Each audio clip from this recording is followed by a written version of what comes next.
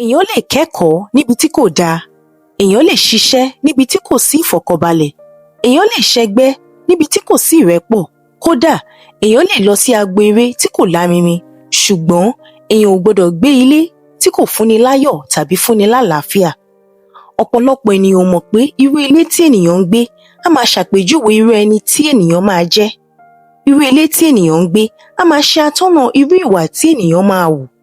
Irú ilé tí ènìyàn ń gbé á máa ṣe atọ́nà ìgbésí ayé tí ènìyàn á gbé. Yàtọ̀ sí kádàrá, irú ilé téèyàn ń gbé á máa ṣokùnfà bóyá èèyàn á pẹ́ láyé tàbí kú ní kékeré. Irú ilé téèyàn ń gbé á máa ṣokùnfà irú ọmọ téèyàn á bí, irú iṣẹ́ téèyàn á rí, irú ìgbádùn tàbí ìjìyà tí ènìyàn máa bá pàdé. Kódà, ilé tí ènìyàn ń gbé lọ́pọ̀ ìgbà á máa ṣokùnfà irú ikú tí ènìyàn máa kú. Èyí túmọ̀ sí wípé ọmọ ẹ̀dá gbọ́dọ̀ ronú jinlẹ̀ kó tó yan irú ilé tó fẹ́ gbé láàyò. Ìjẹ́ ẹ rántí ilé nọ́mbà 13 Iriakari Street, Arárọ̀mí nínú sinimá Òǹtẹ̀? Agreement yìí mo ṣẹ̀ṣẹ̀ ká ni, so àwọn kankan tí mo wá ń rí bẹ́ẹ̀ wá ń dàbí fíntì kò yé mi, ó ń mi lójú. Ẹ jọ̀ọ́ kí ló ń ṣẹlẹ̀ gangan? Níwọ náà Bẹ́ẹ̀ ni mo sọ fún ọ. ajẹ́pẹ̀ranko láàrẹ̀ ṣàgbákùn ọdẹ ńlá ní tó ńlá lónìí. Òǹtẹ̀ apá kẹta. Kí ló fẹ́ ṣẹlẹ̀ nínú eré náà? Ibi tí apá kejì tán sí, a rí wípé òkú agbẹjọ́rò Àníkẹ́-Àmì àti ọkọ rẹ̀, èyí tí ń ṣe Mr. and Mrs. Babalọ́lá, ó lọ farahàn màmá onílé àti ọmọ rẹ̀, ó sì sọ ìtàn ìyá àbèjì, ewé àkókò, ìtàn aláṣọ kan àti gbogbo iṣẹ́ burúkú tí ìyá onílé yìí ti gbé ṣe. Ó ya màmá onílé lẹ́nu wípé ta ni ó sọ gbogbo ìtàn yìí fún arábìnrin yìí, àti wípé lọ́jọ́ wo àti àkókò wo tí ó fi jẹ́ pé ó ṣì wà láàyè láti wá dojúkọ òun. Agbẹjọ́rò yìí sì ṣèlérí fún wọn wípé ẹlẹ́ṣẹ̀ kankan kò ní lọ láì jìyà ẹ̀ṣẹ̀ rẹ̀. Wọ́n jọ lérí síra wọn kí ó tó di wípé agbẹjọ́rò yìí pòórá. Ṣèbí ẹ rántí wípé agbẹjọ́rò ti sọ síwájú wípé Mr. and Mrs. Babalọ́lá, ìyẹn tí ń ṣe Àníkẹ́-Àmì àti ọkọ rẹ̀, ni ó ròyìn gbogbo ọ̀rọ̀ yìí fún òun. Nítorí ìdí èyí ni ọmọ màmá onílé burúkú yìí ṣe máa wá Mr. and Mrs. Babalọ́lá lọ ní abúlé tí wọ́n farapamọ́ sí láti lọ dá sẹ̀ríà fún wọn. Kódà a rí wípé níbi tí wọ́n sùn ni ọmọ màmá onílé ti fa ọkọ láti orí ibùsùn sí ilẹ̀ńlẹ̀. Kódà a tún rí wípé Mr. Babalọ́lá pàdánù ẹsẹ̀ kan sídìí wàhálà yìí. A tún rí nínú tírélà tí Àníkẹ́-Àmì rìlíìsì wípé Àpá àti màmá onílé jọ wọ ìjàkadì. Àmọ́ báwo ni ti Àpá ṣe jẹ́? Ṣé ayálégbé ni àbí ó ní ọ̀rẹ́ tàbí mọ̀lẹ́bí tó ń gbé ní ilé abàmì yìí tí ó fẹ́ wá gbà á lẹ̀? Ọlọ́run ò ní jẹ́ kí a gbé ilé tí a máa rí ìfòòró ẹ̀mí tí ọkàn ò ní balẹ̀ láṣẹ Elédùà. Wọ́n ní ẹni ìjà ò dé bá ló ń pera ẹ̀ lọ́kùnrin. Ní apá kejì Òǹtẹ̀ tó ń ṣò lọ́wọ́lọ́wọ́ báyìí lórí Àníkẹ́-Àmì TV, ìyẹn lórí YouTube yìí, a tún rí àwọn ayálé míì tuntun tí wọ́n ti gba ilé sí nọ́mbà 13 Arárọ̀mí, Iriakari Street, àti àwọn ìrírí wọn bíi ọ̀gbẹ́ni Badmus tó gba ilé tó dẹ̀ jẹ́ pé lójú tiẹ̀ kò tíì lò ju ọjọ́ 3 nínú ilé, ṣùgbọ́n tó jẹ́ pé ó ti lò ju oṣù kan nínú ilé, tó fi jẹ́ pé ibi tí ó ti ń ṣiṣẹ́ wọ́n ti sáàkì ẹ̀.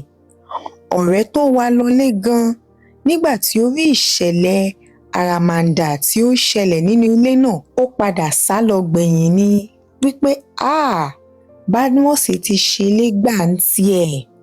A tún rí wípé òkú lọ́ọ̀yà Àníkẹ́-Àmì àti ọkọ rẹ̀, ó yọ sí wọn lójú àlá lẹ́ẹ̀kan náà, ó sì wípé kí wọ́n padà lọ sí ilé náà láti lọ gbẹ̀san ikú tó pa òun. Lọ́ọ̀yà yìí sọ fún wọn wípé tí Ọlọ́run bá ti fi ọ̀tá ẹni mọni, kò lè pani mọ́. Ní báyìí tí wọ́n ti mọ ọ̀tá wọn àti iṣẹ́ wọn pẹ̀lú gbogbo àrékérekè wọn, ó sọ fún wọn wípé kí wọ́n padà lọ, ṣùgbọ́n kí wọ́n mú Ọlọ́run dání lọ, wọn yóò sì ṣẹ́gun ńlá náà.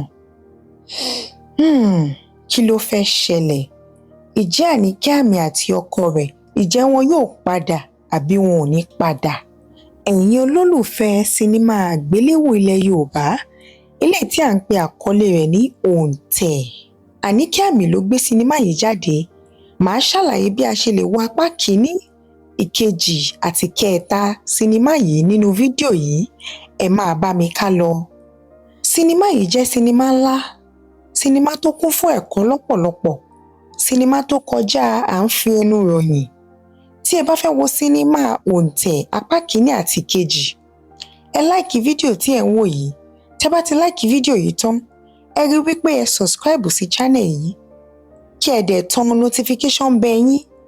Ẹ wá bọ́ sínú description box, ẹ máa rí líǹkì tó máa indicate Òǹtẹ̀ apá kìíní àti Òǹtẹ̀ apá kejì.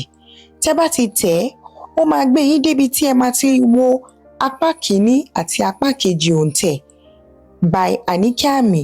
Ó máa gbé yín dé Àníkẹ́ Àmì TV bí tẹ́ máa ti wo complete video. Ṣùgbọ́n tẹ́ bá fẹ́ wo Òǹtẹ̀ apá kẹta, ìyẹn part 3 àbí chapter 3, nǹkan tí ẹ máa ṣe ò pọ̀. Ẹ rí wípé ẹ láìkì fídíò tí ẹ ń wò yìí, ẹ subscribe, kí ẹ wá bọ́ sínú comment section, ẹ kọ́mẹ́ǹtì Òǹtẹ̀ apá kẹta, Òǹtẹ̀ chapter 3 tàbí Òǹtẹ̀ part 3. Ẹ dìmáàdì fún dáadáa ní comment section kí wọ́n lè mọ̀ wípé ẹ̀yin olólùfẹ́ sinimá yìí ẹ ti ṣetán láti wò ó.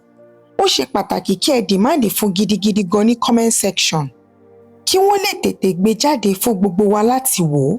Nítorí náà, ẹ máa comment Òǹtẹ̀ part 3, Òǹtẹ̀ apá kẹta, Òǹtẹ̀ part 3. Ẹ láìkì fídíò yìí kí ẹ dẹ̀ subscribe. Tó bá ti gbé Òǹtẹ̀ apá kẹta jáde àbí tó bá ti sọ ọjọ́ tó fẹ́ gbé jáde, bóyá ní Instagram wọn ló ti sọ àbí Facebook wọn, any of our social media, tó bá ti sọ ọjọ́ tí Òǹtẹ̀ apá kẹta máa jáde, èmi á tètè wá sọ fẹ́yìn ní update. Màá tètè jẹ́ kí ẹ mọ ọjọ́ tó fẹ́ jáde, àsìkò tó fẹ́ jáde, aago tó fẹ́ jáde. Torí ẹ̀ ló ṣe ṣe pàtàkì kí ẹ subscribe sí channel yìí kí ẹ lè jẹ́ lára ẹni àkọ́kọ́ tí ó máa mọ àsìkò àti ìgbà tí ó máa jáde. Ẹ̀yin olólùfẹ́ sinimá Òǹtẹ̀ àti ẹ̀yin olólùfẹ́ Àníkẹ́ Àmì, mo rí yín náà o. Ó dìgbà.